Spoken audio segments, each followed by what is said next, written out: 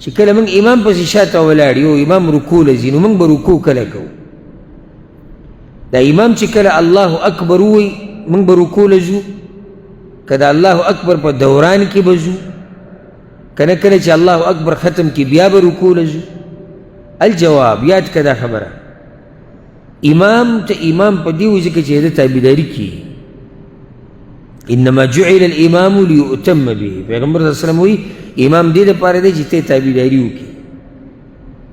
امام دې لپاره نه دی چې ته مخکې شي یا ته شاته شي ډېر او یا ته ورسره یو شان شي دا درې خبرې یادې ساتئ د امام نه به نه مخکې کېږي نه به ورسره یو شان کېږي او نه به ته ډېر وروستو کېږي دا فایده یا مسله یاده ساته او زړه ته یې کوزه کړه په دې ډېر پښتانه نه دي پوه د پښتنو غټ مرض هغه دا دی د امام نه مخکې منډې وي تادي ډېرې او اکثر موږ سره د عرب میلاو شي جوماتونو کې امامان یا علمانو دا نقطه ماته وایي چې ته که چېرته دې کسانو ته د نصیحت وکړې موږ ورته هم ورته اواز به وشو موږ ورته نصیحتونه کړي دي خو دا ما پکې بعضو عربو ته ویلي ما دا زموږ مولیانو عادت کړي یې قاریانو دوی ته ګناه هم نشته ځکه چې هلته دغه درز دروزي نو په هغه درز دروز کې چې څوک هم مخکې شو ما تاسو ته قصه کړې وه که نه زه پیر جومات کې ولاړ وم نو چې ته څوک راغلی چې د کلي نه به نه وی راغلی د دې په ارام مونځ سره نه دی عادت و هلته عادت نو د امام چې سمع الله لمن حمده ووایي نو هلته خو باقاعده امام ودرېږي او ربنا ولک الحمد او حمدا کثیرا طیبا دې له به کوم موقع میلاو شي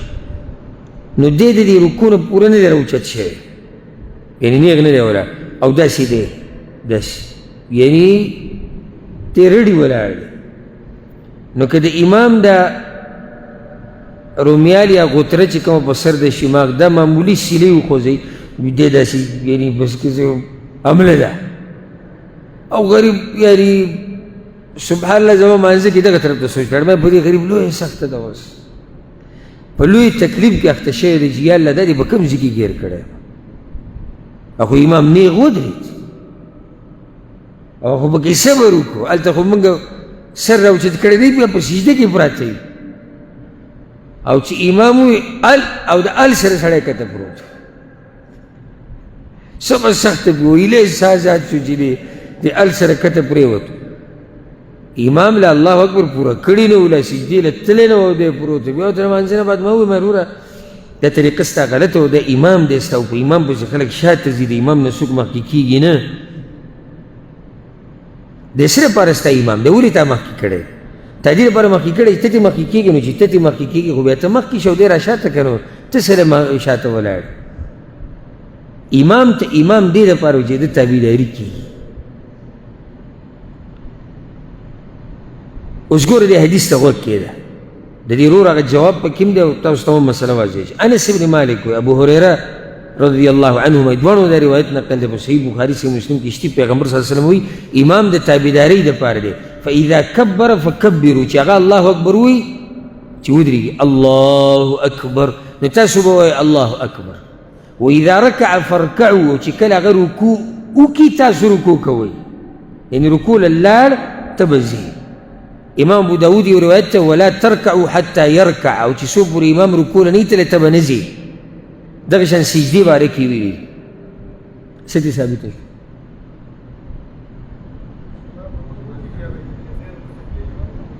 یعنې چې امام رکوع له لاړ ته زما په دې مسله کې څه نه پوهېږې زما دا خبرې واضح دي دا پښتو خو واضح ده که نه که څه مشکل وي ما ته ووایې که پښتو ګرانه یا دا جمع امام چې رکوع له لاړ شي ته به رکوع له ځي د ورور د سوال جواب پکې وشو موږ به کله رکوع له ځو چې امام رکوع له لاړ ته به رکوع له ځي او دې کې ما ډېر ګوره دا سلفیان او دا د قرآن او حدیث دعویدار دا ملګري ما لیدلي امام وایي الله دې ورسره هم تلی صبر وکړه ته چېرته ځي چې امام وایي الله اکبر رکوع له لاړ ته به رکوع له ځي سمع الله لمن حمیده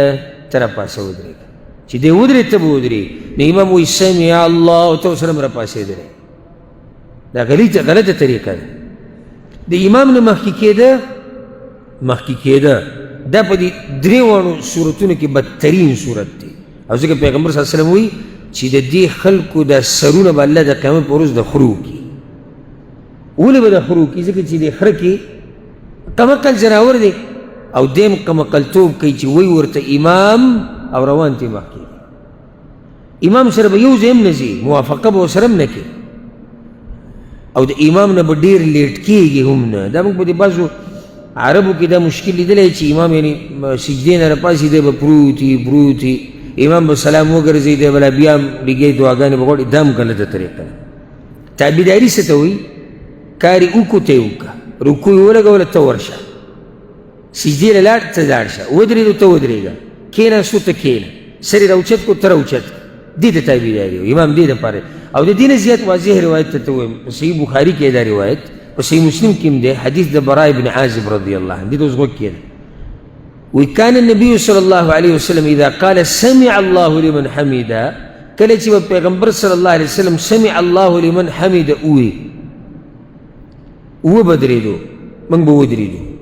د هغه وخته پورې به په موږ کې چا ملا نه ټیټوله حتى يقع النبي صلى الله عليه وسلم ساجدا، چې څو پورې پیغمبر صلی الله علیه وسلم سجدې له نوتلی، یعنی سجدې له تلو پورې به په موږ کې چا ملا داسې نه ټیټوله، نیغ به ولاړو. خو چې پیغمبر به سجدې له لاړ نو موږ به سجدې له لاړو. اوس یې پوه شوئ؟ نو دا غلطي ما په ډېرو ملګرو کې لیدلې او د افسوس خبر دی چې درسونو کې کینی پاسې په هغو کې هم لیدلې ده. بس د امام دی آواز ته انتظاري الله او الله سره به دی هم پاسېدلی او سمع سره به دی هم پاسېدلی. دومره تحریک ته څه ضرورت دی؟ ښه امام وایي السلام علیکم ورحمة الله، صبر خو وکړه نو هغه د منځه نه دی وتی او ته دې ووتې. دومره تهدید څه ده چې امام وایي السلام علیکم ورحمة الله، السلام علیکم ورحمة الله، ته السلام وګرځه. نو دومره تهدید یې جوړه کړي السلام او د امام نه مخکې. دا ما په ډېرو پښتنو کې لیدلی. لا دا پرېږده زه دا وکړي چې امام دویم سلام وګرځي او ده پکې مخ له لاس هم راچولي. دا ډېره ناشنا مزه وکړي، یعنې امام لا د منځه نه دی وتی، یار مخ له لاس هم راچولي دي. هغه دا کوي که نه هغه عادتي دوا او بیا دې چوف ورسره وکړه مخ نو ته خو د امام نه مخکې د منځه نه ووتې، ته د امام تابعداري له څه کوې؟ بله مسله چې ما نوټ کړې ده دې پښتنو کې چې رکعت دوتې شوي درې